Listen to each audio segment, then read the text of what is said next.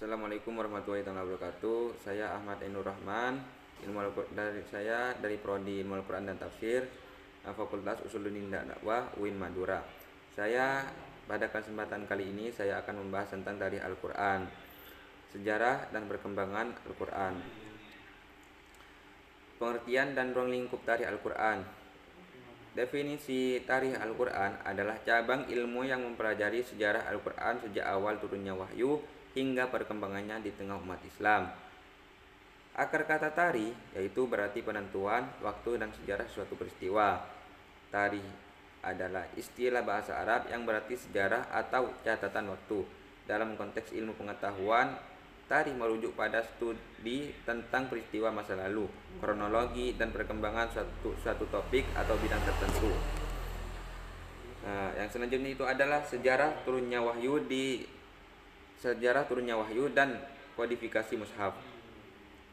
Tarikh Al-Quran adalah ilmu yang mempelajari sejarah Al-Quran secara komprehensif, mencakup proses turunnya wahyu kepada Nabi Muhammad SAW, kodifikasi mushaf, dan perkembangannya hingga saat ini. Sejarah turunnya wahyu dimulai dari wahyu pertama yang diterima oleh Nabi Muhammad SAW di Gua Hira. Wahyu terus turun-menurun kepada Nabi Muhammad SAW selama 23 tahun. Beliau menyampaikannya kepada para sahabat.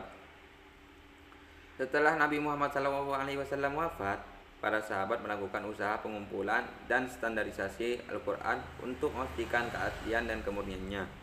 Proses kodifikasi mushaf ini sangat penting dalam menjaga Al-Quran dari perubahan dan kesalahan. Selain itu, tarikh Al-Quran membahas tentang perkembangan ilmu qiraat yaitu cara membaca Al-Quran dengan benar dan tepat.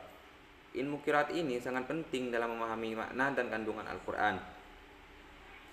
Dalam perkembangan selanjutnya, Al-Quran juga diterjemahkan ke berbagai bahasa untuk memperluas pemahaman dan pengalamannya di kalangan umat Islam. Mungkin itu ya. Dan selanjutnya itu kesimpulan, tarikh Al-Quran adalah ilmu yang mempelajari sejarah Al-Quran secara komprehensif. Itu dengan mempelajari tarikh Al-Quran, kita dapat memahami proses panjang sejarah Al-Quran dan perkembangannya hingga saat ini. Kajian ini membantu kita untuk memahami bagaimana Al-Quran dapat menjadi kitab suci yang paling autentik dan terjaga keasliannya hingga saat ini. Dengan demikian, tarikh Al-Quran memberikan pemahaman yang mendalam tentang sejarah dan perkembangan Al-Quran, serta membantu kita menghargai keaslian dan kemurnian kitab suci ini. Mungkin hanya itu yang dapat saya sampaikan. Kurang lebihnya mohon maaf. Wassalamualaikum warahmatullahi wabarakatuh.